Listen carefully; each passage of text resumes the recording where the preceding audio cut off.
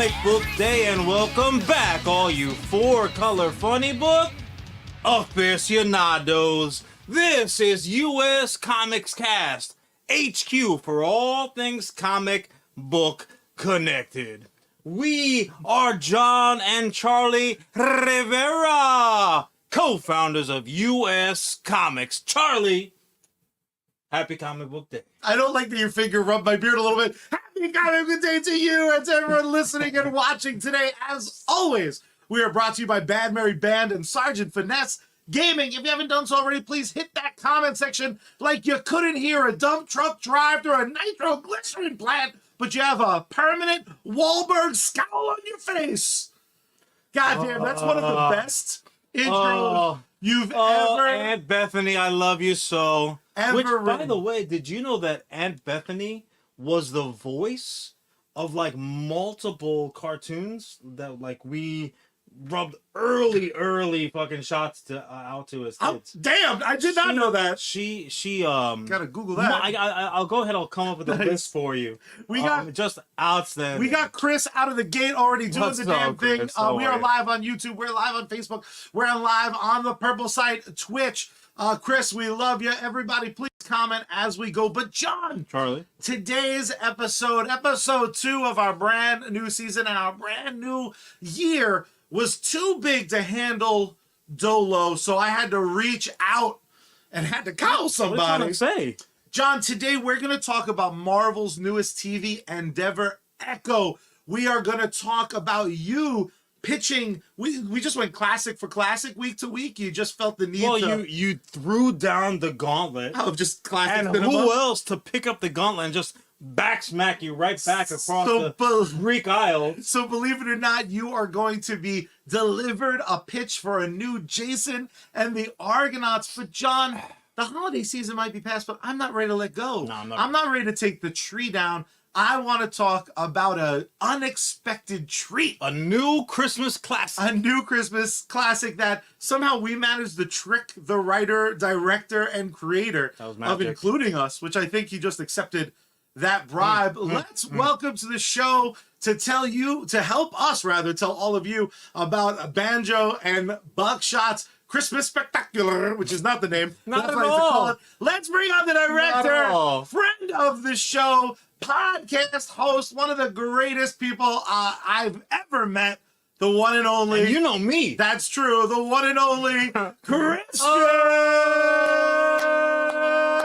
Christian Coders. You might know him from the Jay and Silent Bob's Secret Stash podcast, which is actually called Live from the Secret. Live from the Secret Stash. One of my favorite Wednesday Available shows. everywhere that amazing podcast content's available. That is true. Christian, Perfect. my friend, happy Comic Book Day. Happy Comic Book Day, gentlemen. I know you can probably tell how happy I am to be here. I legitimately love doing this show. I'm an avid fan, but you guys are also two of the greatest gents I've had the pleasure of getting. There is to no know. accounting for taste. Shucks. Look at our director just doing the damn thing. He's like, First of all, he Oh also my God. brought some of the greatest usernames with him. yeah, for We got sure. Bobo Dillygaff.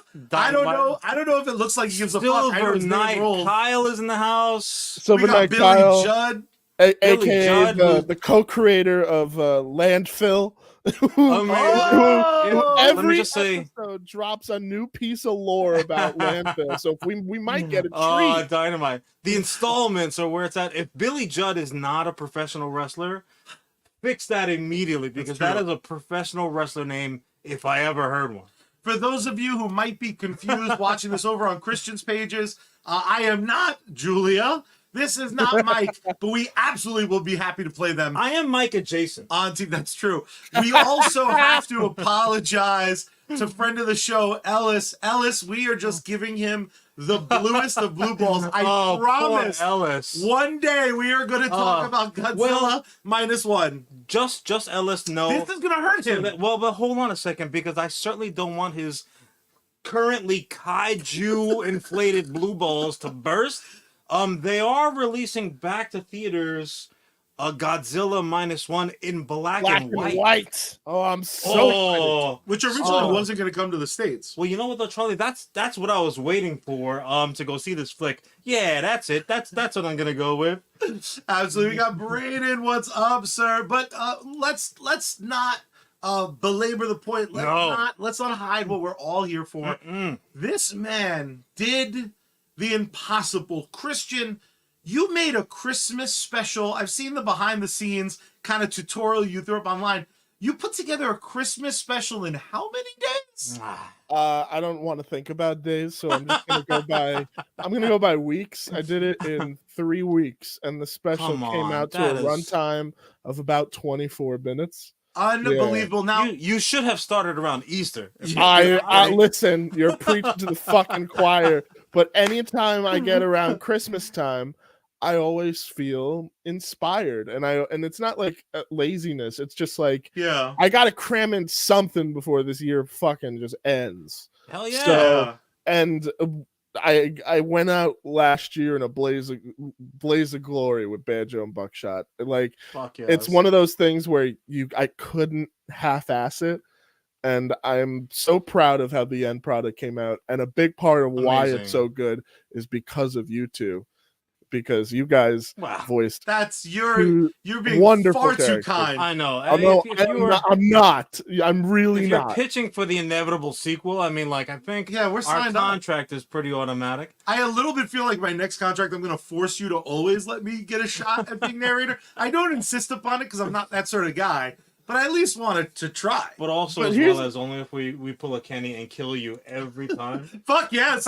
Oh, that's how legends are made. That's been the real fun part. Is like, so we are now making more what I call arcade machinimations. Banjo and Buckshot was a rousing success. It's another shirt. Machinimation you have to coin. Yeah. But I don't think this is something, and I apologize because while I do think we're about to give our audio-only listeners a treat, those of you that are joining us live or are going to watch the replay, again on Twitch, on Facebook, on YouTube, let's go ahead and throw up the trailer. Again, I'm not gonna turn off our mics because my teehees are gonna be for the audio only cats out there. Just close your eyes teaser and just paint the scene. Yeah, I'm curious how this paints. Like, how does the audio play work? Yeah, it works. I'm gonna turn to our producer myself. Let's hit that trailer. Let me get this straight. You waltzed into a Hollywood museum and just drove off with an iconic movie car, all because you wanted to get me my dream Christmas gift. That about sums it up. All units, we have a Yuletide denier on the loose!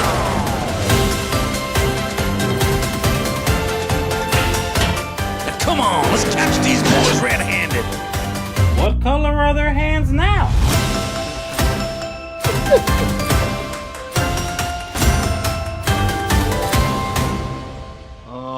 I gotta tell you right out of the gate, the Double B boys. Some of our audio listeners are like, why are they talking over the trailer? We're in the trailer.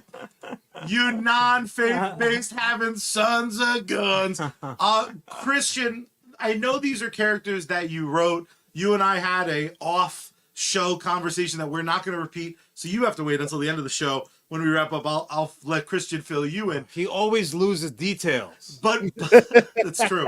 But Christian, the fact that you were able to put this together in Grand Theft Auto is basically witchcraft to me. Now, what's really cool is over on Arcade Productions on YouTube, where some of you are joining us tonight from. I know you did this really interesting thing, and I didn't know it was a skill you had. I didn't know it was a transferable skill. You made like a very entertaining tutorial / behind the scenes featurette for your short film. You shared the wealth. And that itself is entertaining as hell because we got to kind of see, I'll give this slight spoiler. You made a short film in a video game, and the video game crashed during the process.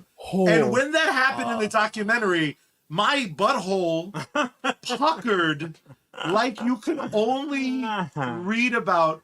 Christian, what, other than soaking in these compliments, I know when you showed it to us, I was literally driving back from Jersey, and me and my friends were howling in the car at the finished product. Walk us through even how, we'll start at the beginning. Please, How did you even know that machinimation, copyright, at least pending, how did you know that this was an option? What led you down that road? And as a writer, as a filmmaker in your own right, what does it mean to you and this kind of quest to make all your rent payments based exclusively on art? I'll start with what it means to me, because machinima is something I've been a fan of. So that's what the form is called. It's called machinima. It's machine cinema, because what I'm doing. The most famous is Red versus Blue. Red versus Blue. I imagine is one of the early. It's one of the multiple generations. I think that's Halo 1, right? Yeah, That was Halo 1 it started. We come a long way, baby. Basically, it takes the art. It takes a video game, and you use that video game to tell a story. It is not just Halo that could do this. GTA has been able to do this since GTA 4. It came with its own built-in video editor, and Rockstar from the beginning was just like, make stuff, do whatever you want, and people just kind of so smart. People just took that and rolled with it. Now, mind you, the base Rockstar tools are dope, but you do need mods to get things going, because it definitely will help. As I explained in that video, you need to properly break your game to get it to do the things that you're doing, because you're and we saw the side effects in that video. Again, that video, you put that in any documentary, like for your consideration, that shit is gut-wrenching at points. Oh my you know God. what they say with acting, that you're supposed to draw on real life experiences. The next time that you have a script in front of you, like, have your heart shit its pants. Christian will know. Okay, I know the moment that I'm going to pull from. But that was something to watch, because it was so funny. I'm putting together I was putting that behind the scenes thing together, and I had forgotten that I had documented the beginning process of it. Let alone I had forgotten that I had documented the day where I damn near pulled my hair out from that incident. So when I was putting it together and I realized, oh my God, I actually have like a piece of drama for this. This is crazy. So which did part of you instantly like, oh, this is great for the third act. Like, it didn't look like that. That was some real housewives shit. Christian, I want to definitely turn to our awesome audience who's engaging right now. We got Brandon again coming to us from YouTube saying he's starting to make videos in Roblox, and it's a lot harder than his wooden railway models. I have to know, because John and I have experienced it time and time again in this USComics quest, in our quests of just the arts in general. A lot of times you get an idea, you get excited about it, you get ready to actively do it, and then you're doing it, and it's just you screaming into the abyss of why the fuck did I dare to dream? Why do I want things? Why can't I be happy in my Why am I my own worst enemy? Yeah, why do I hate me? What did I do to myself to make me treat me this way? So how long? There's a reason why artist rhymes with sadist. That's a good point. How long into when you first started this journey, how long into the process were you like, this is fucking stupid? And me continuing to do this in your behind the scenes featurette, which I hope I'm calling that the right thing. It felt like a featurette. No, it was, mini doc sort of thing. How to make your own animated Christmas special in 6 easy steps. And you don't need to like want to make videos. That shit was just a piece of entertainment for me. But the like, what was the first project you tried? What prevented you from giving up? Walk me through that whole process. So I've known how to do it. So this is actually my third overall machinimation. I am going to use that moving forward. It's such a fun word to say, machinimation. I like it a little more than machinima. Say that again. I muted us. I'm sorry. You muting? I did. I'm sorry. So see what I have to deal with? This is just crazy. Is Wait, what were Machinimation you? hiring? You know what? If it ever gets to that point, because I can't confirm or deny anything, but we're working on some really cool stuff. But so wait, what was that question again? I'm still tired from the making No, of this. yeah, of course, of course. When you first started out, what was the first project you tried, and how did that go? So you can actually find this on the very early version of Arcade Productions. If you go back to the beginning of my channel, like one of the first 3 videos is me messing around in GTA 4's video editor, and I made my own little movie called Nico's Cadillac. It has no story. It's essentially just a long continuous car chase about a guy who restores a vintage cat. There's a very, very real connection to Cadillacs throughout my Rightfully career, so. and understandably so. But he restores this vintage Cadillac, and then upon the realization that he is broke, he now decides to rob a bank because logic. Yeah, sure. But it was my One first thing begets time, the other. Yeah, but it was my first time directing. It was my first time making anything in the realm of animation, and I loved it. And it was a bug that I had always had since, but I never had a computer powerful enough. And then Yeah. finally, years later, comes by, and I had the opportunity to buy an old friend's PC gaming setup, and I was like, "Oh my god, I can hop right back into this love that I had as a kid." It was oddly rejuvenating because I was not only reconnecting with a past form of myself that knew all this stuff already. It was me being able to understand, like, oh, I can still do it, but I have the knowledge now of years of filmmaking behind it, not just making little sketches with his friends. Now I'm like, okay, how do I apply the comedy and all that into doing this? So, and the script writing, that's one thing that I think is kind of easy to overlook when you have more of a technical kind of like art style that you're dealing with. A lot of times the art style, because it's fantastic, like that particular paintbrush that you make it with is, you could talk for an hour, I'm sure, about it by itself. But this particular project also required a funny script. And that's something that you came up with, and that was shocking to me, like kind of the speed in which that came together.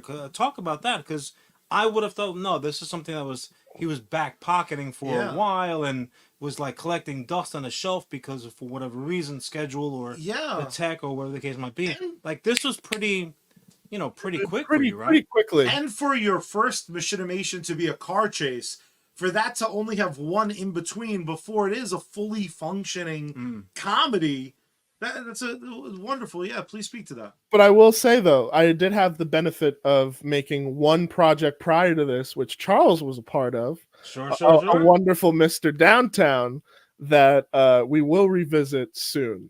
Banjo and Buckshot I look at as now the jumping off point of Mr. Downtown, because I got to try a whole plethora of effects that I now know, streamline, and just put right into Mr. Downtown, and just in your toolkit. Yeah, exactly. So it is those characters, oddly enough, were something that I had for a little while. So the idea of Banjo and Buckshot was just something that I had because, for one, that name combination is just so fucking funny to me. Yeah, it's so stellar. But then the alliteration is just it's perfect. Banjo and Buckshot. Banjo Somewhere and Buckshot. Peter Parker was like, "Yay!" So I was like, oh, what do I? Because I had an idea to do something with them to whether it was a show or something where I was just going to use them as characters. GTA wasn't necessarily the cause of it, so I had Banjo, Buckshot, and Uncle Cletus, Sheriff Sonny, Deputy Leonard. Like I had all those people, but like in terms of fully formed scripts, there wasn't really much of that yet. I just knew that I knew the limitations of what GTA could convey, and I knew that some of the jank of it would also assist with the comedy, because it's not something where it's like, oh, it's proper lip sync, it's beautiful. No, it's like you kind of have to time what you're doing. As I said, and I cut it out of the video because I didn't want to start a a weird little beef, but I consider it also a loose form of digital puppetry, because the way that you control the characters is very much like Absolutely. timed to the phonemes of the way you speak. And Right, it's honestly a way simpler version of how they did the Ninja Turtle suits, where they would control them off of camera. Traditional pre-fight donut, like like that type of style. So, but in terms of the script writing, like I knew where it was going from the jump, because I'd also had that idea, and John knows I had written something that's in my back pocket right now that is eerily similar to what this is. Like, it has traces of it, but it is not like, it's not like prominent. So I got you. it's there, but it's not like it's not fully there yet. But I was able to cobble together those ideas quick enough that I was like, okay, that's where A to B, B to C. A little bit of this, a little bit of that. Exactly. Yeah, and able to string it together. What I really, really love about, just filmmaking having these kind of different new options, right? I would have never thought, again, and I laughed my head off at Red versus Blue like everybody else for like the first 35 seasons. And then it falls off around season 37. But sometimes that happens. There is someone, I imagine our boy Ellis is breaking a little bit of chops, but he's inspired to find an old copy of Microsoft 3D Movie Maker 1995 and become an auteur. Yes! Sir, I would love to see that project. Ellis has always been circling the drain on a Star Wars fan film. I've seen some of the stuff he's created. So when someone says something that years ago would have felt outlandish and silly, I read that and I'm like, oh my God, let's get this boy 95 movie maker. Hey, let me ask you a question. Does Red Dead Redemption have that same type of tech available to it? No, which is a real shame. Where is the hate for this game? They just don't love it, right? That's bothered me to no end. Like, I know I could make. Do you imagine? I could make the next great Western in Red Dead Redemption, and I know the I next could. one filled with potty language. We got cousin Paul and Chris dropping in with two similar questions that I love. Cousin Paul wants to know, are we getting a director's cut? And Chris asked, were there any bloopers, like jokes that you had to stop and was funny while recording? If you actually watch the behind the scenes featurette, one of my favorite moments of all time, certainly of 2023, is now saved forever on YouTube, because you get to see me just lose my mind. Oh my God! And not in the boring way. But do you? I know that some stuff changed in the edit. Big time. Is there a time where you would revisit, or are you the sort of creator that you're like, well, this is done, I'm not going to Lucas it. I'm not going to add a bunch of monsters and aliens. Yeah, we'll see what happens in 30 years. Yeah. So Banjo and Buckshot 3D. Unfortunately, and I honestly, I do regret the decision a little bit. I rendered the final product out. I did a final quality check, and then I deleted all the files, because I knew, to be completely honest, I could be one of those people where it's like I could go back and fix it and do a cut and see if I can make other things work. But to be honest with you, I love Banjo and Buckshot the way it is. It's a little perfect nugget, and I'm like, you know what? I'll just leave it that way and let time. Let it be. So there is never going to be any director's cut of Banjo and Buckshot. There is never going to be any sort of extended version. If anything, we are just the live action version. The live action version. Except the live action version. But no, we're definitely. I would love to do commentary. Go for it. Yeah. Oh my God, commentary. Yes, please. Let's get the cast together. That's maybe what we do to package it at. If my dreams come true, the table at read. Smod Castle Theater. Oh my God, a table read with I would vomit. I couldn't do any of actual puppets. Oh, let's start building puppets. Silver Knight Kyle said, Muppets. Oh, Silver Knight Kyle says, how's this for a title? The Deliverance of Banjo and Buckshot. They're load early. Too obscure, obtuse. Silver Knight Kyle, you've officially become one of my favorite humans. Chris says, Christian, hope your next project is superhero villains, like Heroes and Villains. You came up with others.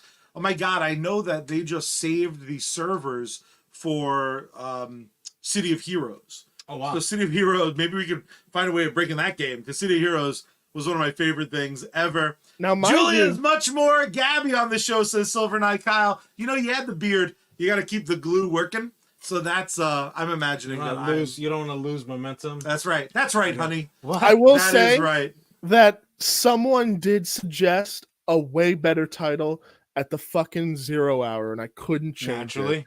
And What was it? I love this title so much. I'm gonna use it again, but I'm not gonna use it for Christmas.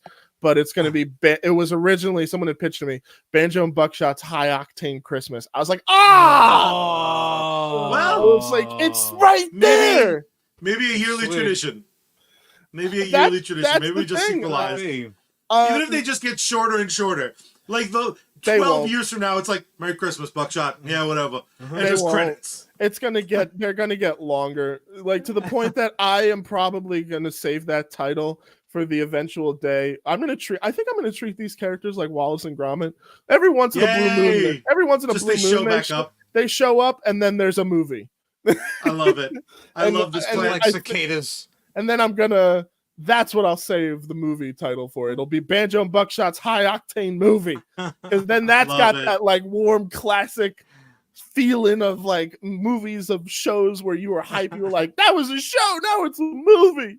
So yeah, Banjo and Buckshot are not going away. I love these characters, and the characters that you guys played were just so fucking funny. And that was the thing too. Like, you can actually read a copy of Banjo and Buckshot, and it's quite different from what was finally done. No, A you've lot been of- very generous with your whole process, man. People really should take advantage. Yeah. A lot of people would be very surprised to know that like that script it reads very differently. Like a lot of people like it really was just like here's the lines that I need you to deliver, and that's it. That's all I need. So I would fill in the blanks with like how the script was going. I explain it again in the behind the scenes video, so you should go check it out because there's a couple of instances where we do explain that. But a lot of it is just the delivery of jokes and improving upon things. Like you being the narrator that dies was a late change. That Like- trailer kills me. Yeah, I'm saying.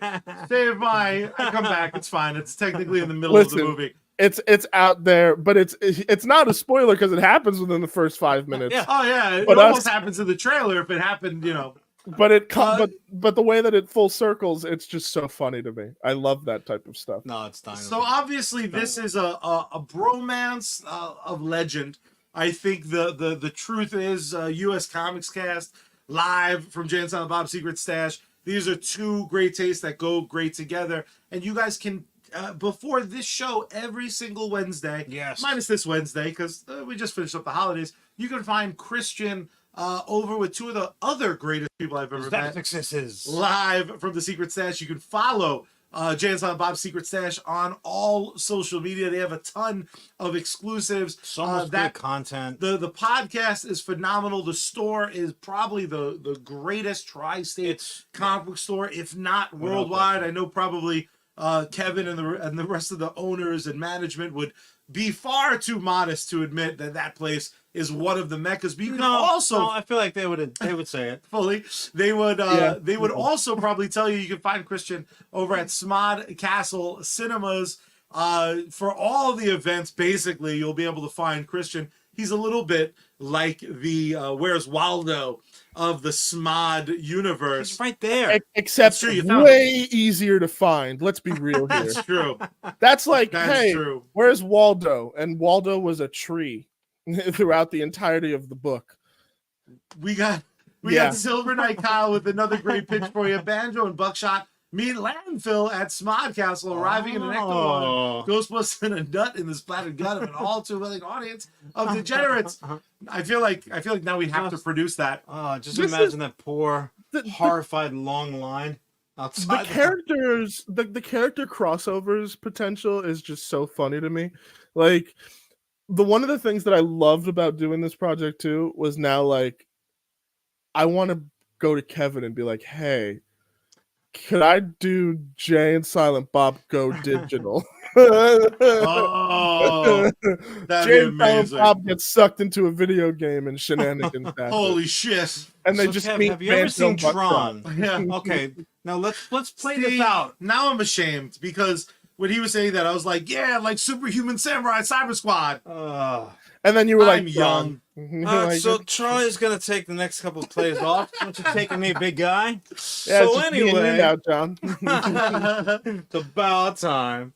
You know, John, I think there would be a lot of people who are questioning how good this short film is. I think they'll be questioning our combined, this treacherous trio that we have going on. They would deny our opinions. Well, what do you think about those people? Let's take us to our segment break. I think anybody that watches any Banjo and Buckshot content and doesn't acknowledge it as the greatest thing since sliced bread is just like that toy boy George Lucas. Cause why, Charlie? Why? Because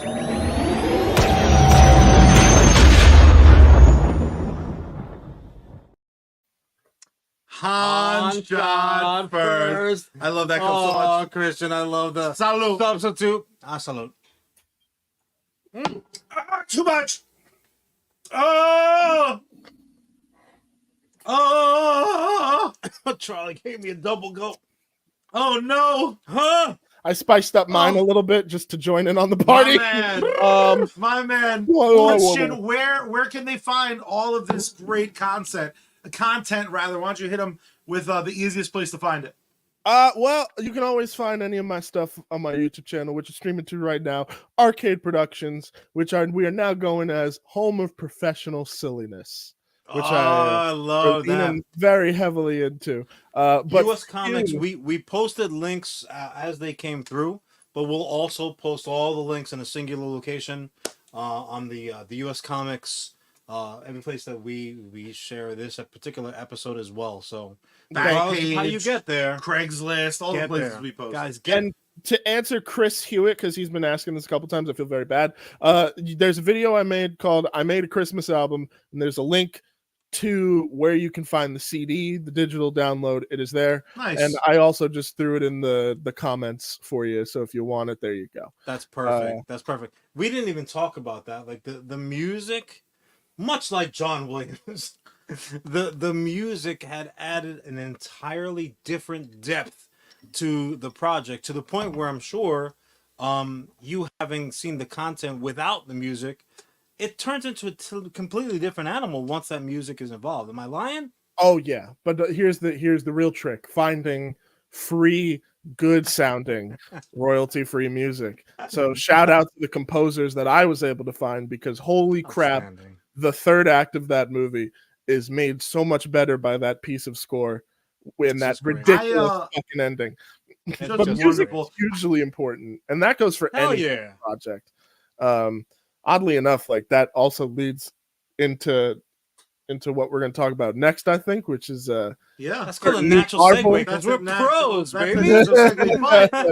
I also think the fact that we didn't talk about one of my new favorite Christmas songs means the 40th anniversary of Ghostbusters is just around the corner, and I feel like we have to now, on the spot, say, Christian, will you join us for our Ghostbusters Afterlife extravaganza viewing? And we'll play the song then, maybe when it's full. There it is, ladies and gentlemen. So we got plenty of show left ahead, but now you know our boy Christian will come back, make it more of a regular thing, because frankly, we abuse all of our friends. Just ask poor Ellis, who always kind of brings the goods. The poor bastard hasn't slept in 7 months. That's true. He's too busy making awesome art. Speaking of potentially awesome art, I have one simple thing to ask you guys, and that's what? Huh? I can't hear you. What's that? Huh? We're talking about Echo, Marvel's newest at bat. I kind of want to start with the disclaimer. We're not going to get crazy into spoilers for a billion reasons. It literally just dropped last night. East Coast dropped at 9 o'clock. So in the Something, man. I never do that. Never do that again. So bring it to you. The Middle Island boys. I need to go. I can't remember. Goodbye. No. Nobody blames you. Charlie, I can't remember the last premiere moment of any of this new chapter Werewolf Comic by Book Night. Inspired. Oh God, how many Werewolf months? by Two- Night. two Years. years ago now? Yeah, probably. So Charlie and I sat down and basically, if the only thing that was missing was a giant tub of popcorn for this moment to be had. But we got ready. You know, we got our PJs on, pulled up the little blanket up, Echo PJs on. and it was an event. I really felt that way. Now I only got 3 episodes under my belt. What about yourself? I saw all of them. Of course, because you're a monster. Christian, what about yourself? 2. 2. All right. Nothing to be ashamed of. You showed up. You showed them who you are. I'm gonna go first, guys, because please do. mainly because I have been particularly salty britches about a lot of what the newer Marvel content has had to offer. Yeah. So I kind of sat down like this a little bit. Entertain me, I dare you. And they fucking did. They absolutely did. I was entertained from minute 1 to minute last. I was into it. Yeah, sure, I had a couple of funny quips, but that's how I deal with my loathing and fucking, you know. But here's the thing: if you don't have a funny quip after watching a Marvel thing, I don't think you enjoyed it properly. Yeah. Or you didn't get it. Not necessarily that you didn't get it. I think that it is an enjoyment thing because I think Marvel knows that like they can take themselves seriously to a point. This is still people in Halloween costumes fighting each other. Let's be real Heck here. yeah. So Heck if you can't sit down and be able to laugh and make a little bit of a quip, Marvel did it wrong. Which If you're which checking we've out seen. content that involves the tracksuit mafia, Yeah. and you don't have at least a little twinkle in your eye, you're kind of a piece of garbage. I will say this during episode 1. Again, we're going to avoid spoilers. But I am going to talk a little bit about some wardrobe When she choices. flies the helicopter upside down. That's into the right. mountain. That's it. Oh. And then it turns out she can't hear the whole time. You got tricked. There is a performer in a flashback who has the darkest hair of all time, and John, in his Huh. hatred, It happened. his salt and pepper filled hatred, he goes, It came out. I don't exactly think your hair is natural at your age, sir. And then the show is like 48 years later, and it's his natural shit that looks like mine and John's, filled with grays. It was proof when John says that he had his arms crossed to begin. Yeah. It's proof he was looking for reasons. I think I might have referred to him as Native American Steven Seagal at one point. Oh It's a my little hazy. It's a little God, hazy. yo. My memories, you know, my getting up there. God. Yo, chill. Chill. We're just scratching the surface. Here. I think my Silver Knight Kyle is watching Echo the way that it almost should be watched. So Silver Knight Kyle's halfway through Echo episode 4. He's on hold for the day's YouTube shows thus far. I think what he's talking about is like the recaps and the breakdowns. Because Echo, John, you said something really, really poignant that I think that usually happens. that I think informs That sounds like me. Ellis's point. Ellis said Ellis is brutal. Ellis is brutal. Ellis. But Ellis. Ellis I'll let John read that out. Let everybody enjoy it. Ellis. Now this is Ellis speaking, so let's hear this in Ellis's voice. Her superhero suit is a frickin' turtleneck. Costume designer just went to Sears and called it a day. Now I would counter Ellis with all due respect. You know I am Ellis fan number 1. It's a tactile neck. It was a tactical turtleneck. Charlie, we're gonna find out soon. Charlie is the thief of all thieves. Unbelievable. You can almost see him on the replay of this episode. Charlie's like just vibrating. Like, oh, I'm gonna steal that shit. That's how he plays Fortnite, guys. That's true. Just so you know. Yeah. Charlie ever kills you in Fortnite, he stole your kill. Yeah, I only use like 7 bullets a game, and sometimes I win that shit. You monster. You absolute It's true. monster. I've never denied it. I've never denied No. my monsterhood. He's honest about it at least. So what's interesting about Echo though is that you can't fuck up an Echo show because there's 17 people that know Echo and only half of them really like the character. Now I think you could fuck up an Echo show, but real quick first, and we'll go around the horn. Did you like it? I did like it. I wanted desperately to love it, and I didn't love it. I liked it for me, and I really liked it. I like this show way more than probably anyone's justified. But I really enjoyed Hawkeye, and this is better than Hawkeye. So I really enjoyed Not Hawkeye. even close. It's a Well, but again, I was saying, but you never liked Hawkeye. I like Hawkeye. This is still manages to be better. Right. With that being said, You also have the benefit of having seen the entire show. that's true. So, And the problem with the show, we'll talk about, in my opinion, in just a second, because it's not much of a all right, spoiler. so just real quick question: what about yourself? 2 episodes in, what's your stance? 2 episodes, I'm pretty on board, and I'm of the camp that one, I didn't really know Echo that much of a character despite some things that I'd heard from Zapsik. This was her. And then goddamn. That's a visual gag for all you And folks then, listening. You missed out. And in terms of the show, I really did dig the first episode because I'd only watched the first 2. Second one, this is probably just the delirium of me having a very busy day. I'm in the midst of moving. I fell asleep towards the end, so I have to finish it. But at the same time, I was enjoying what I was looking at. I like how they start the episode off so that if you happen to just decided to skip over Hawkeye, you're not out of the loop per se. What a great extended montage. Honestly, Yeah. the thought that I had, Charlie and I refer to often here the Incredible Hulk opening, right? Like it tells us everything that we need to. Good Lord, Ellis. Good Keep Lord. going. I'll read it up. Good Lord. That's all right. I lost my train of thought. I think Silver Knight Kyle brings up a good point. Some people might find it too stylized. The way that translated for me and John was in the middle of the first episode. I think I remarked to you, "Holy shit, this looks great," and your not rebuttal. You agreeing? You said, "Well, it looks like a movie."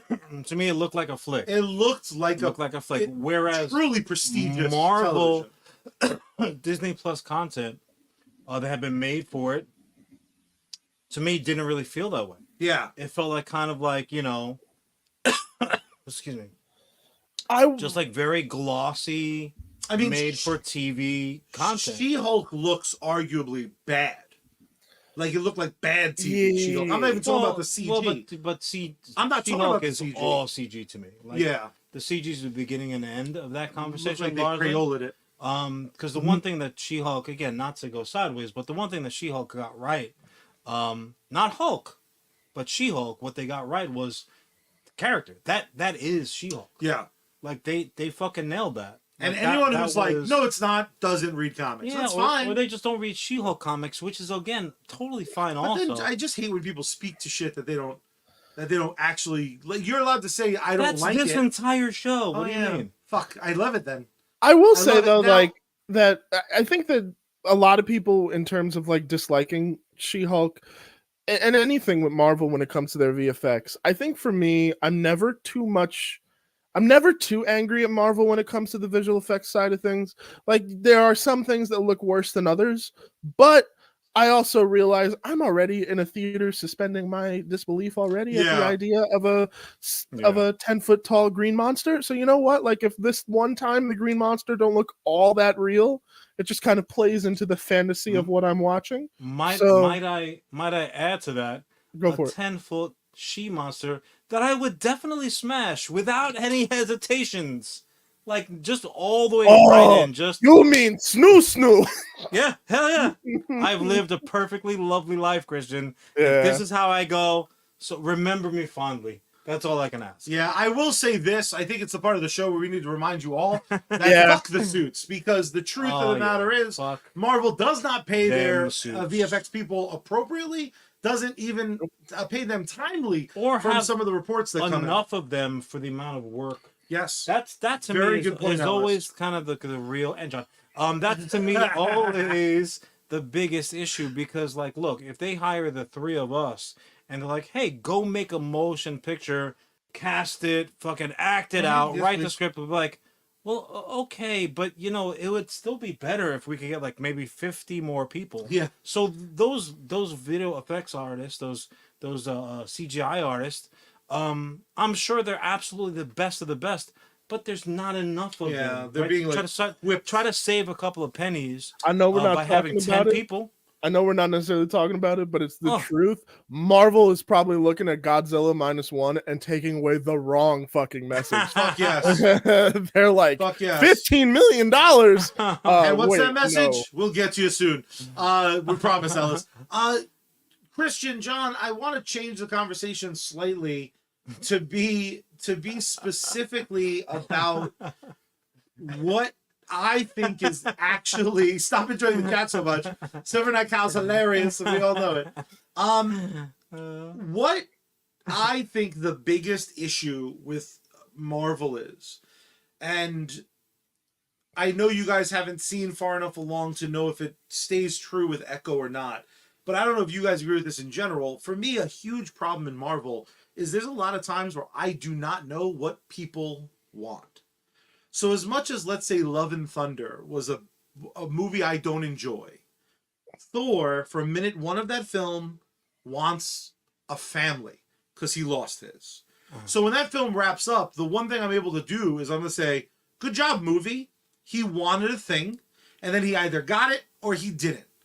Ant-Man Quantumania, based on the trailer, I thought was about a guy who had imposter syndrome.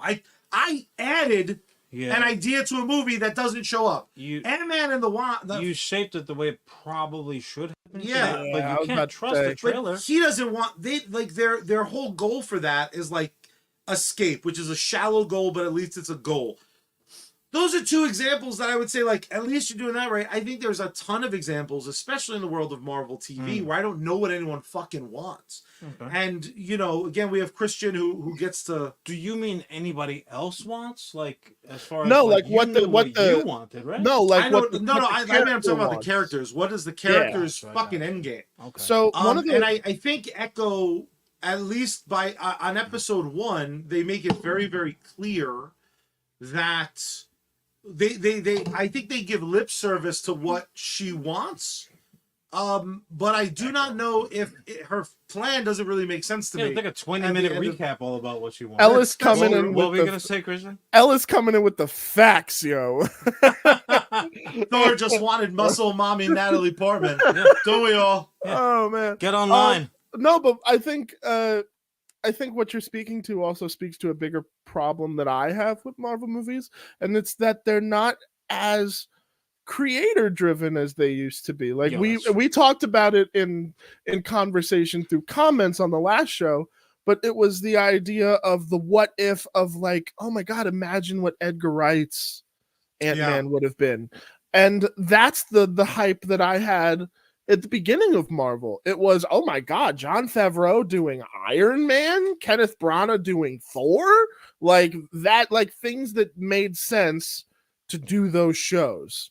So I hope Marvel returns to that kind of state, because they've gotten so far along in the line that now it is just comic book appeasement, and we're forgetting the biggest part of comic book appeasement, and that is the core of storytelling. And when you said it's missing what characters want, that is literally the first thing that like you should be thinking of, just simply. And it is one of the ways right, and it's one of the processes I used to write Banjo and Buckshot, is Dan Harmon's story circle. If anybody has a 10-20 minutes to spare, there's a wonderful video online called Every Story is the Same, and it breaks down this process.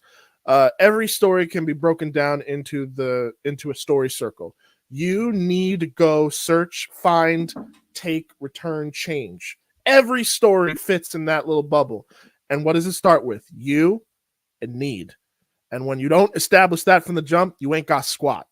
And that is something. There's no story. There's nothing. There's no reason why your listener, why your viewer, why your reader, why your whatever the fuck should pay attention. Like, if Charlie's not gonna, I'm not gonna walk in the door and Charlie's gonna say, "Hey, John," and then tell me a nothing burger of the day. There's got to be. I might.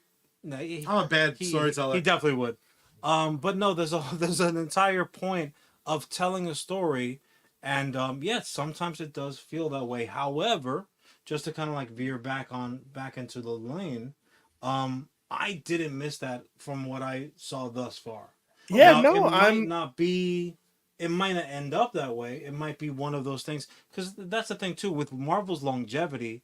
I think one of the hardest things to navigate is the cohesiveness of all of these stories, because that's one of the more unique challenges that they need to address. Is and I point to this poor cat often.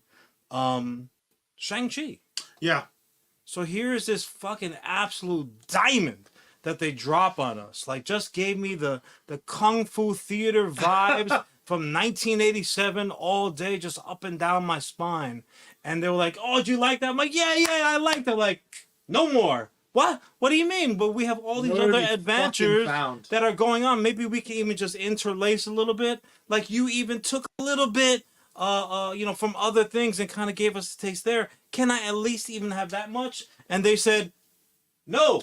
I gotta, But I gotta tell you, it's a challenge, man. even for like the Aquafina of it. I'm like, how do you have someone who you could bring in for one day and elevate anything, at least with what they bring with to the that table? type of cancer, absolutely. But you now have, in my opinion, again, there's a reason I don't fucking run Marvel, but if they forced me to like make a huge change, I'd bring back Shield with all these fucking comedy people, and I would do like a 5-episode comedy of like fucking the Teehee agents of Shield, and it's fucking Aquafina, it's fucking homeboy who went to space in that Amazon movie. I'm super disrespectful because I never remember anyone's names. You have all these characters, Tits McGee from fucking Horror Island. Like, you have all these great character actors almost. I'll not have you besmirch Tits McGee. If Marvel came out the gate in the next phase with a film that was able to lampoon Deadpool 3, please God, let this be Deadpool 3.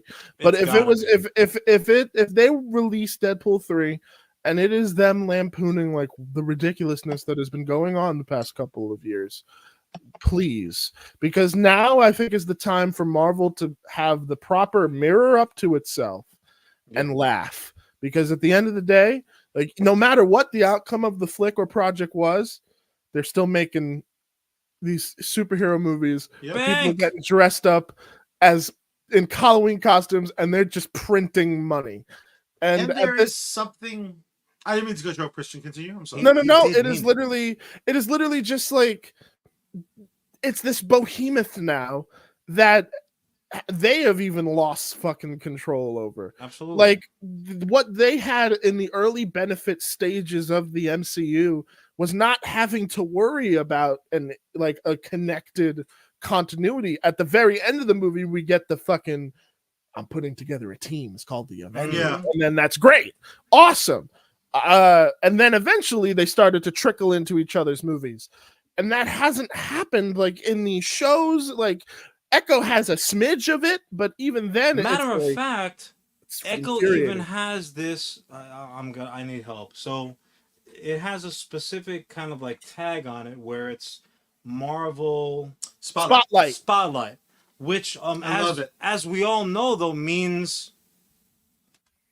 Oh yeah, this is a good What point. the fuck does that mean? Because it is she is completely and utterly immersed in the MCU. She's immersed in the MCU proper. She's immersed now with the version of Daredevil that we got. By the way, the fact that we're not talking about both of these actors' last name is Cox, but they're not related, it's bothering me a little bit. I just want that on the record. But And the fact that I pulled out my Cox. Oh I'm god, just gonna go ahead and move this over here. Right. I don't know how I could scoot farther digitally. We'll stretch out the screen. But yeah, so she's both she's a part of two worlds. Yeah. Right? The Daredevil we got is definitely Netflix Daredevil. Which, by the way, that we have to talk about, but finish your thought. And also as well as that's when you did pull out your cock. I did. Verified. Witness. But yeah, look, the point is that she's connected. So is Spotlight?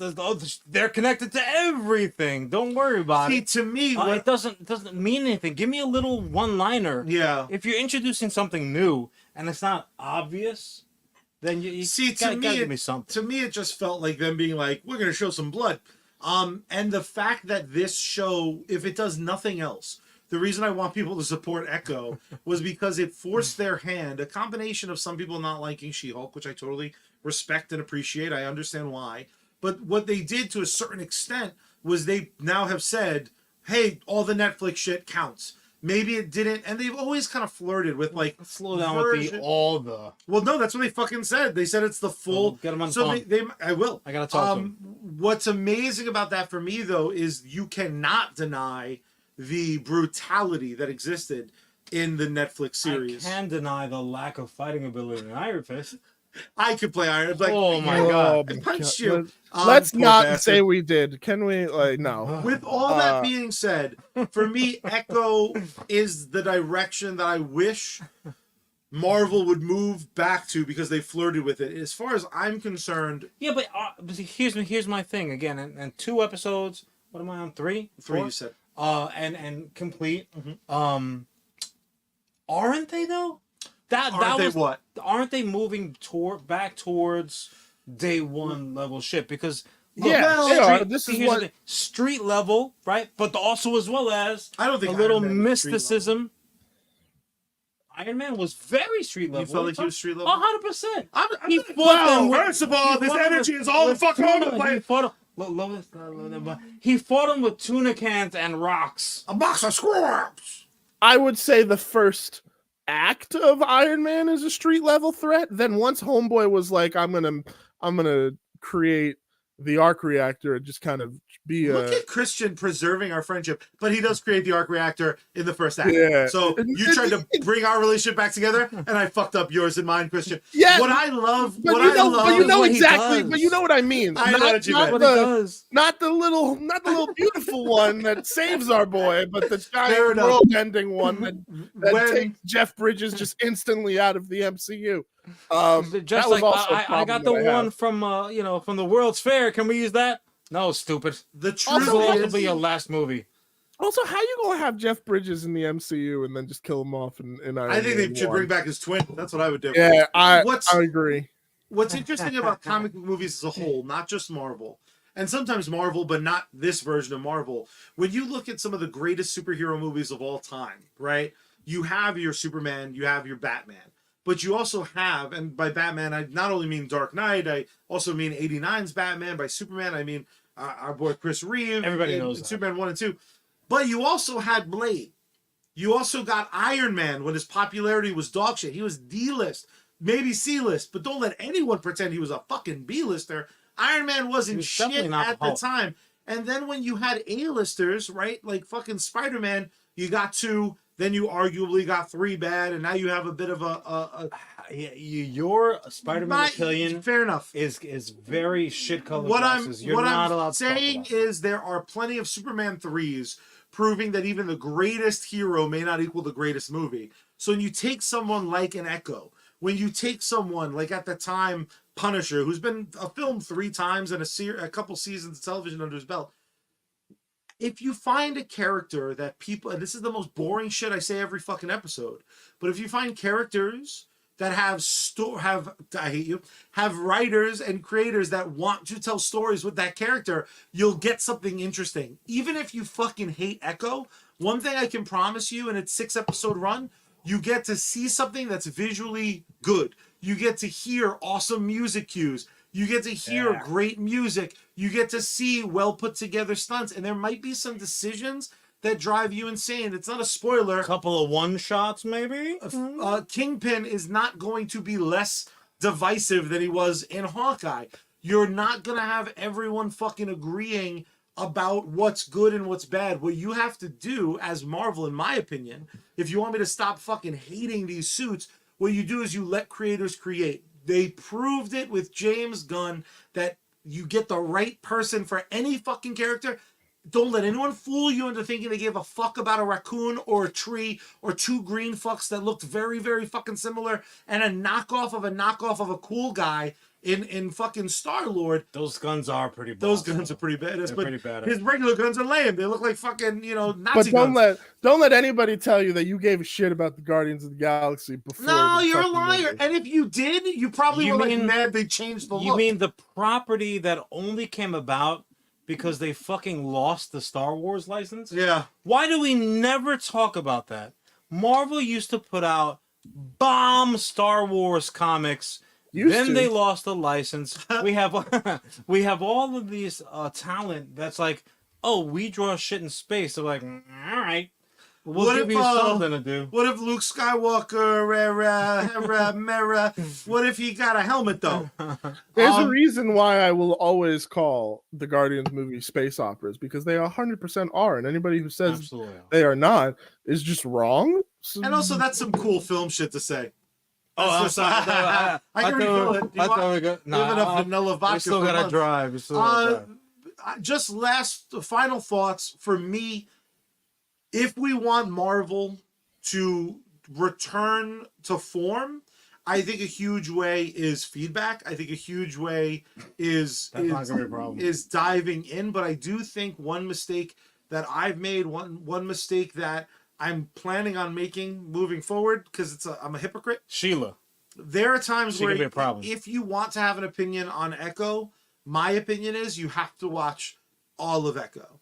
Because I think if either of you stop right now, you get a false sense of what that show is. Right. The good and the bad. I think it's a very, very watchable show. But John invented this game years ago. You have to take it in context. Agents of S.H.I.E.L.D., I thought was a stupid ABC show. I liked Hawkeye. If you disagree with me on those 2 points, you might disagree with me on Echo. But I also think Daredevil is one of the best fucking TV shows ever put together. And I like all the seasons, which not everyone fucking does. What you do have to do is, if you want to engage beyond, I didn't watch it because fuck women-led superhero things, that's fine. Be that guy or girl or they. However, fun. if you want to have an opinion about Echo, if you want to have an opinion when it comes time to get into the new Daredevil show, you have to actually take in all the data. Sure. There you Or go. at least explain why you punched out. That should stand to reason, but we all know that doesn't mean anything nowadays. My final thought, and then we'll kick it to Christian to wrap it.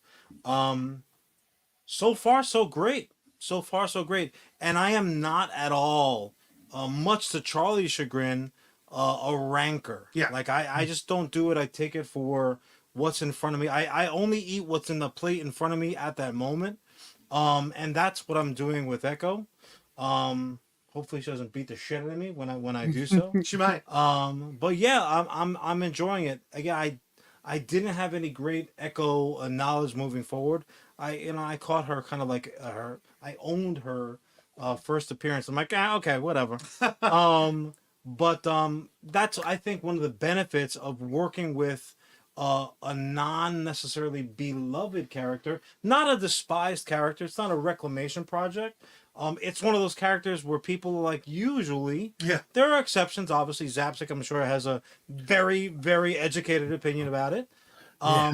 Mostly, I'm like, okay, well, what has she got? And thus far, I'm all about it. I liked her prior appearances on the small screen. I definitely like her more so for Charlie's List purposes. I like her most in this thus far.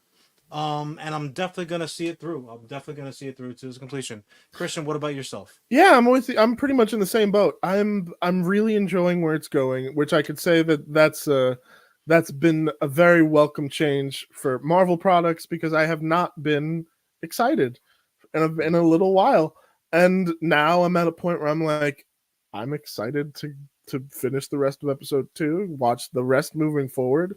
And I'm excited for Marvel Spotlight, like very much so. Like I love the idea of non-cosmic affecting stories. I love, don't get me wrong, I love Thor, I love all those characters, but my God, the end of the world can only be done just so if many I see times. one more fucking portal.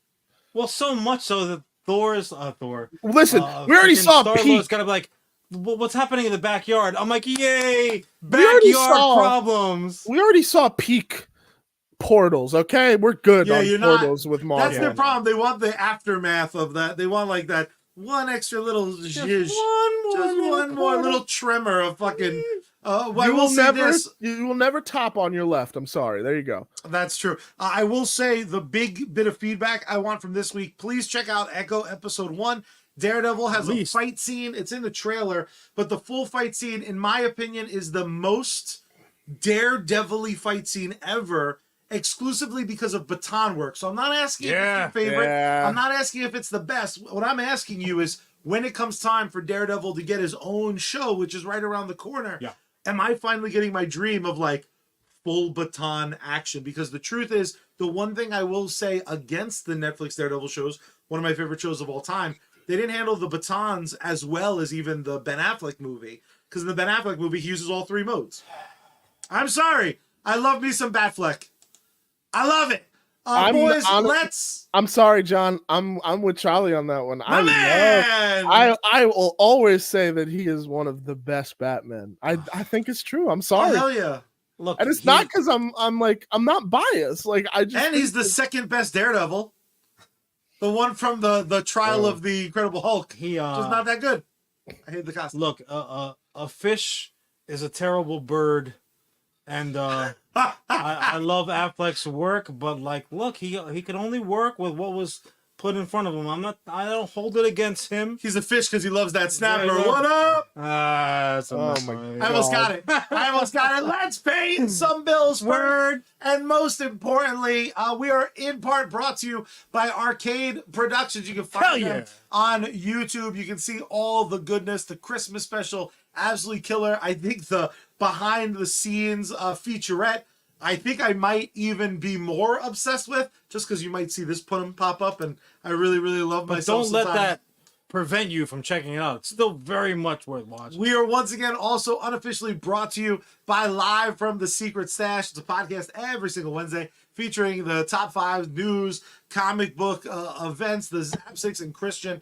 Bring it like no others, which of course means, I'm going to say it super unofficially, we're brought to you by all things Smodcastle. It is my church when I go there. I think there's a lot of news potentially coming for the future of that, especially with our boy Christian. But we are also waiting for that special report, Christian. We're waiting for that special report. Unlike some other bullshit podcasts who will sell you dick pills and ball razors, and there's like nothing for a snapper. There's no snapper wax being sold by any podcast. That's really rude. Lucky for you, we're unlike those pods because we don't just sell it to any brand that's willing to pay, except if Kevin comes a calling, because I'll do that shit for free. We were once again brought to you by one of our absolute favorite bands. That, of course, is Bad Mary. You heard them during the intro. You're going to hear and see them during the end of the show. If you're wondering where else you can catch their act, you can follow them over at Bad Mary Band across all social media platforms. You can support them over at patreon.com/Bad Mary Band. You can stay up to date at badmary.com for merch and upcoming performances. But my favorite part is their lead singer's high school is getting like closed. And They now are she's demolishing having a real like high school. yeah, so if you're gonna show some new love for Bad Mary, do it now. Oh, she Because needs she needs some emotional support kiddo. for literally her childhood being torn apart. The other great thing about Bad Mary, though, is every single one of their tracks, especially the ones that are good for Snoo Snoo, are available across all music streaming services. That is not how they promote. The question does still remain, Charlie, many minutes later. Where we dropping? As always, with Sergeant Finesse. You can currently find him only gaming in the PM hours because the general's laying it down over there. But he's still on Facebook. You can find him also as well as on Kick. Plays a hell of a lot of COD still, much to his chagrin. Also doing that WoW thing, guys. If you haven't caught up with WoW anytime recently, there is some constantly new content going on, new shit going on. It's fun to watch. Just multi-streams, outstanding video game content, supporter games, co-streams, giveaways, contests. Don't be a sucker. Check them out today. Sergeant's on deck. You salute, but also do yourself a favor. Check out Jokers_stream_ over on Twitch. Nowadays, he kills it. Just a dynamite Fortnite player. He does it like it's supposed to be done. Apparently, there's building in the game. Yuck. I don't fuck with building, but he does. Do you and know it's some awesome. people shoot people more than once to get the kill? That's stupid. No, Yeah, that's that's dumb. That's a just dumb. Stealing kills is the way to be. Hey, Christian, can you do me a favor, buddy? What's Can up? you hit that button?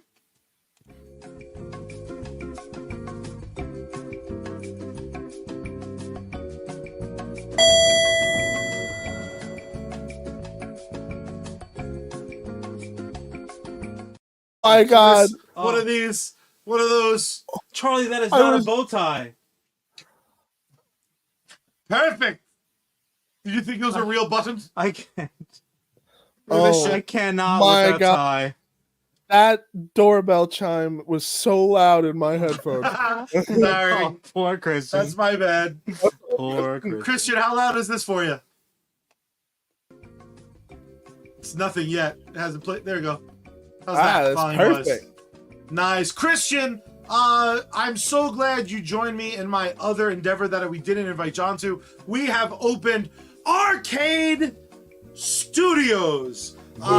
Christian was nice enough to invite me to join him in this new endeavor. We are looking for film products. We got a ton of money potentially, and for some reason, Christian, I apologize, I didn't set up security yet. So this It wouldn't have writer- mattered.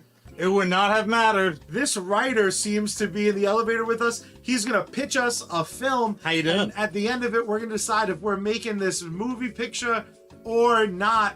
So I kind of explained the game to Christian. I'll let you hop into the narrative, boy. Spoiler alert, you guys are definitely making this this beast. Look, Pitch me, peasant.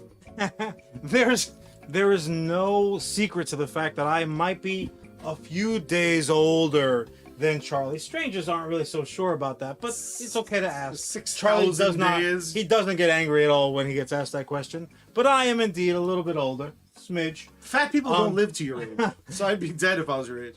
The beautiful thing about it is that I got to appreciate some of the greatest content, sometimes secondhand, granted.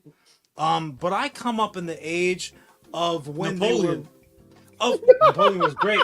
Napoleon was great. Don't sleep on it. They really perfected, in my opinion, the sword and sandal flick. Right? I am from the highborn age. Clash of the Titans, the original. Conan the Barbarian, not the Destroyer. Beastmaster. If you don't know about Beastmaster, I don't want to talk to you Don't right you now. like hang on like a turret? Don't worry about it. Just get the checkbook ready. Now, Who the fuck are you yelling I at, young realize. boy? I We're in realize. sir, we're in an elevator. Please lower your voice. That's a good point. The reverb is pretty strong in here. Echo is strong.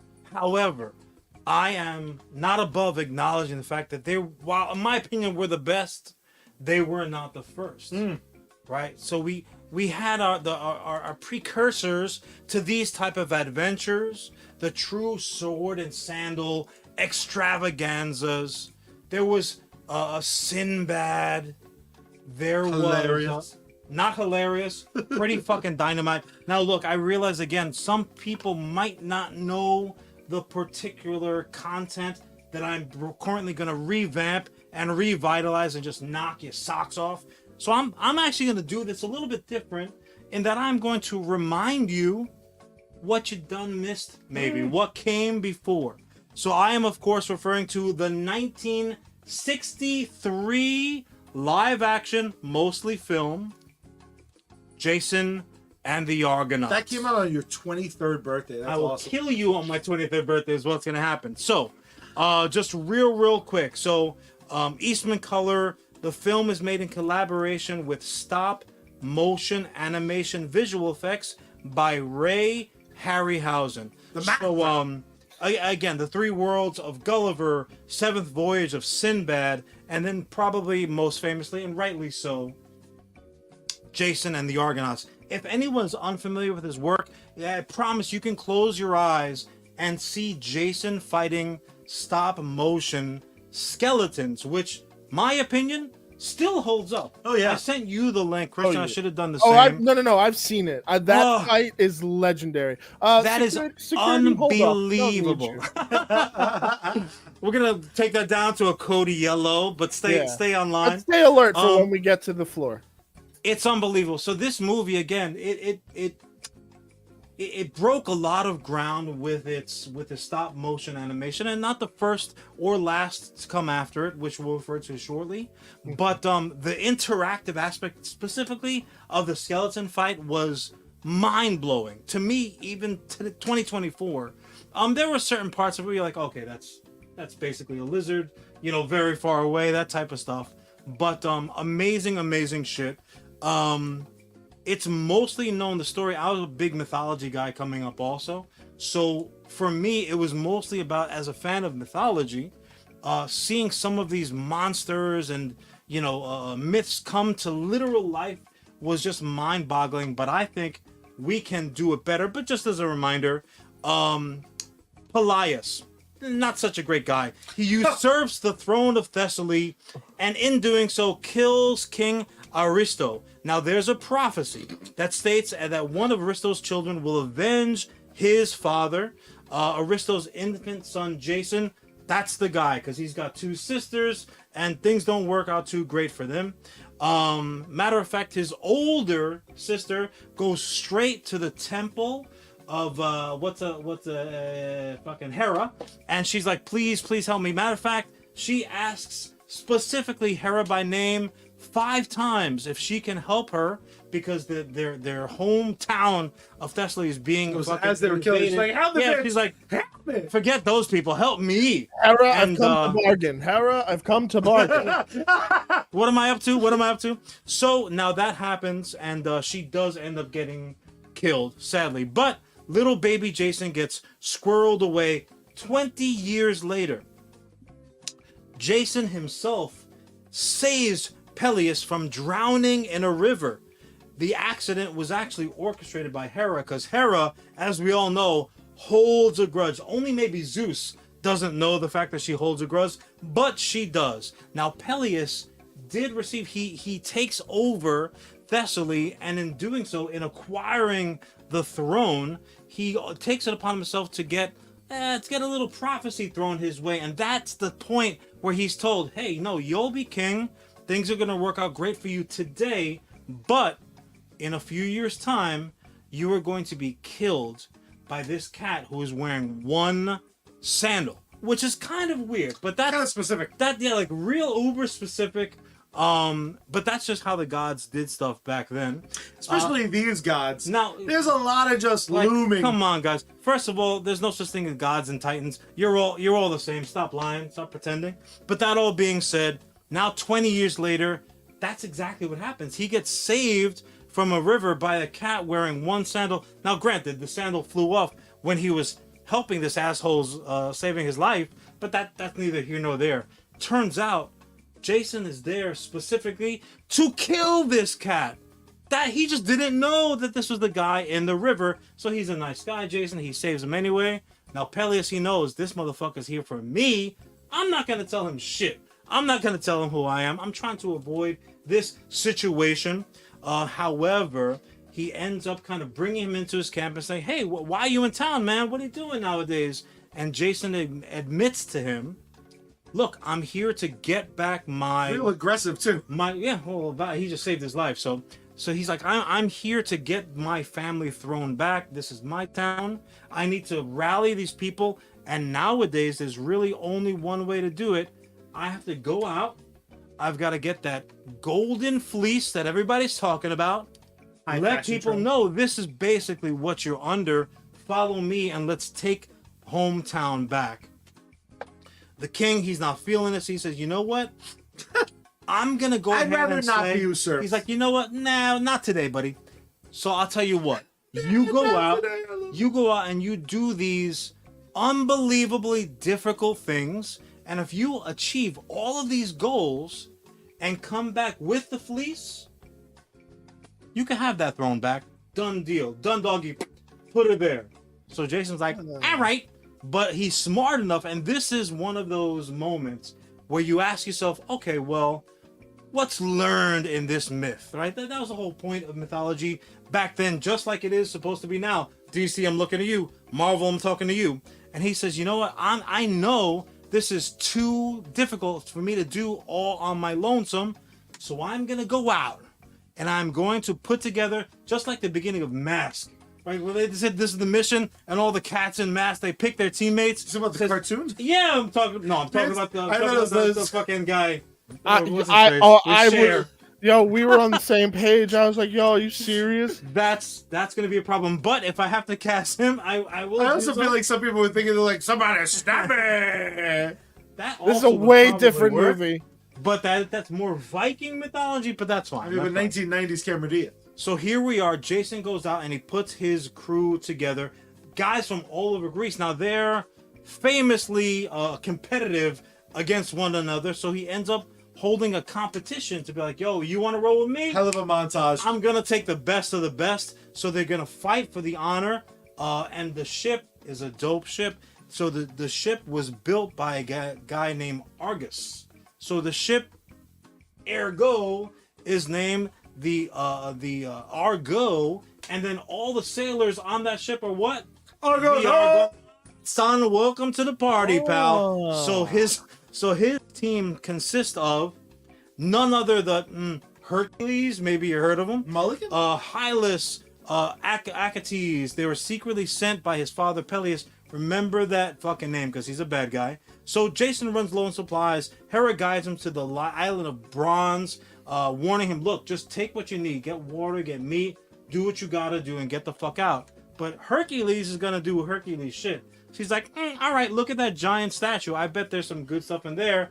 Kicks open the door, finds all these treasures, like godlike stuff, and he says, you know what? I'm just gonna take this giant, basically like a giant sewing needle, which is a weird choice by the gods, granted, but he takes it anyway. It's like the length of a spear. He goes outside, and that giant talus statue, bronze statue, It's like, sub, motherfucker. he comes to life and he just starts wrecking Argonauts right and left. That's one of the cool things about this story. The reason why you need like 20 Argonauts is because You're getting fucked. every time you stop the boat, you're losing 2, you're losing 3. This particular adventure, they actually shake off Hercules himself because it kind of makes things a little easier if you got the strongest man ever to walk the planet Earth on your team. Hercules ends up staying behind, but again, I'm not going to go through them completely. There's all kinds of There's challenges. basically shit like that the whole runtime. There's shit like that the whole time. He's got to fight. Jason's got to ultimately fight the Hydra in order to get the Golden Fleece back. He's fighting flying harpies. He actually kind of like he besmirches Zeus's word right to his fucking face because Zeus punishes a cat by taking away his vision because he was granted foresight and he wasn't really being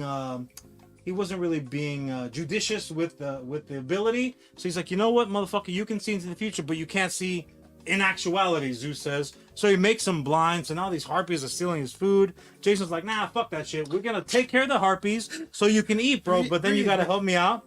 Then also as well as look, there's all kinds of adventures and animals and monsters that he's got to fight.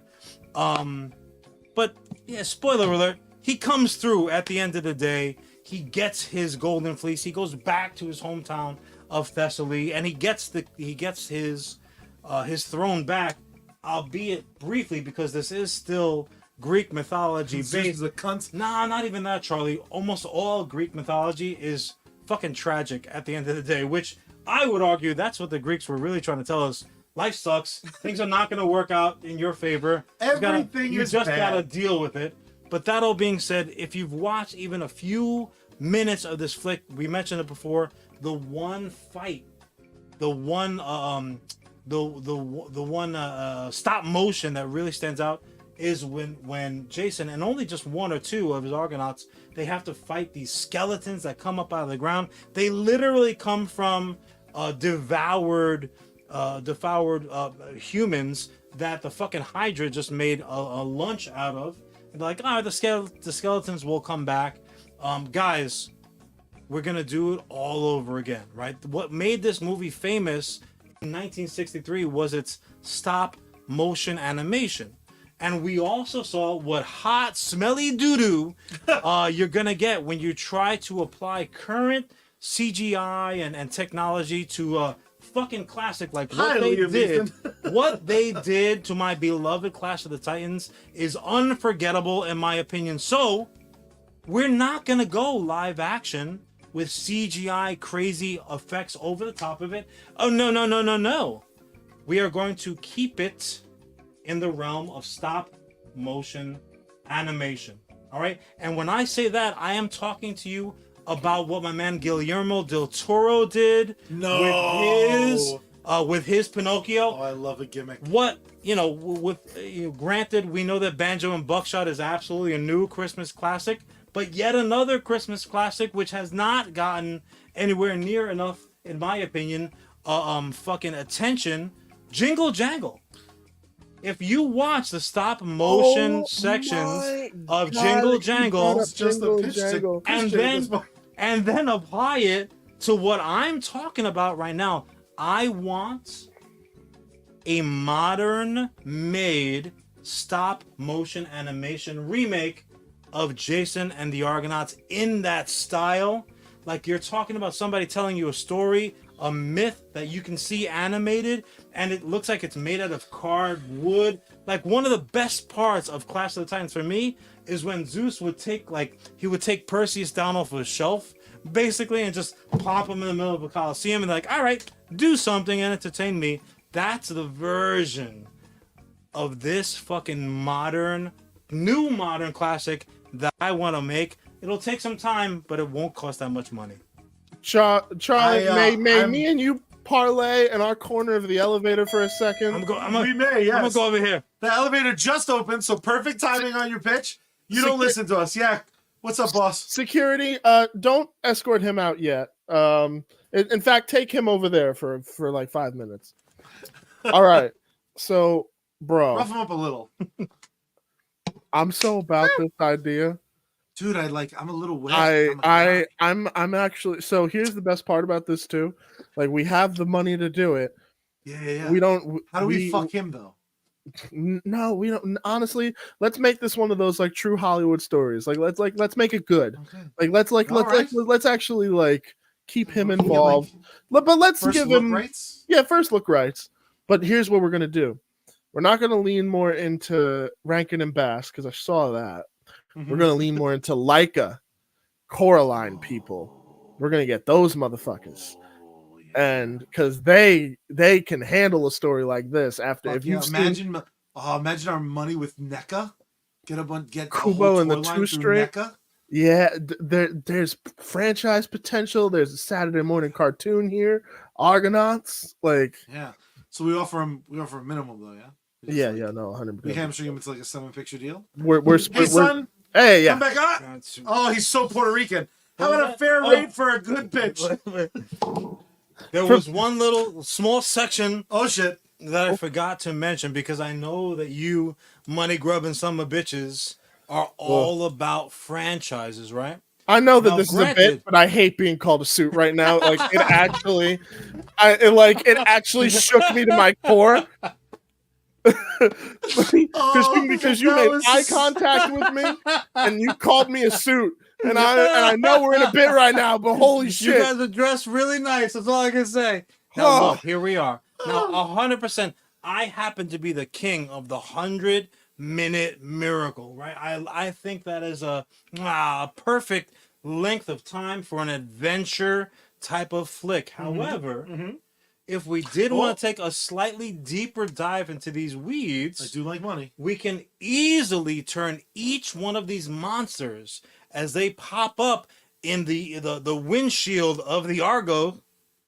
We can turn it into an episodic adventure, and this could be a season. Now, here's the thing: it's a singular season of TV. Okay, go and on. Each episode can be broken down by the monster that they happen to be fighting.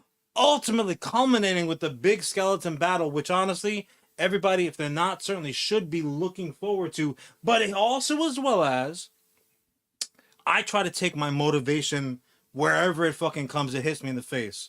I was once accused of not having enough female authors in my personal library, so I made it a point to remedy that. You got rid of the rest. Charlie. No bitches in my library. I discovered Madeline Miller, who's one of the newer masters of the written word that we have going right now.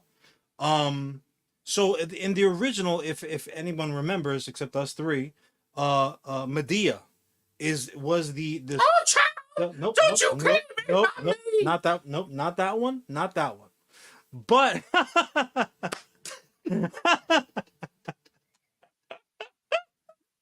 look what you did. I'm The sorry. entire company is now defunct. I'd argue Way- it was Medea's way to go. fault. Stop blaming shit on Medea. I will not have it. But if anybody remembers, she was like a dancing priestess in this flick. Look, Medea properly in Greek mythology is she's a god. Granted, she is of somewhat watered down lineage. She's the granddaughter of one of the biggest, literally and figuratively, one of the most powerful Titans, Helios. Yeah. Now Helios famously had another child, a direct descendant of him and a nymph, whose name was Circe. Now, in Madeline Miller's eponymous book, Circe, she writes a scene where on their way back to Thessaly, Medea, who is not a dancing priestess, she's a fucking goddess, she stops with Jason on Circe's island. And Circe kind of like throws her a little bit. This was not prophecy. She just threw a warning because, like, look, I'm a goddess and these human men still treat me like shit. You got to be careful. You've got to watch your back around them. Make sure your I's are dotted and T's are crossed. You're a powerful sorceress. Not as powerful as me. She had this entire chapter-long interaction, which is just, I'm not, just delicious. I would suggest we add that to our notice it's ours. We add that to our version of Jason and the Argonauts. We add that little scene, obviously giving my girl Madeline Miller full props for the thought, and then have the story play out, because it's not good for Medea. She gets fucking thrown off. Jason gets thrown. Medea's like, whoa! She gets the Jazzy Jeff treatment out the front door. However, what's Uncle Phil even doing on Thessaly? However, if we want a little carryover, Marvel, again, feel free to take notes. We have a little carryover as they're sailing into the sunset, headed for Thessaly, when we know it's not going to work out well. We cut back to Circe just kind of shaking her head. We adapt for our next project, Madeline Miller's Circe. So this is an entire Thanks for the idea you won't be involved in for season 2. Welcome to season 1, baby! Oh, nerds. And also, you moved it down to a TV show, so you're going to get TV show money. Why would you do that? You had a great pitch for a franchise. So Marvel, if you have any, if you're looking for any fucking Echo season 2 thoughts, I'm available. I will currently be in the lobby.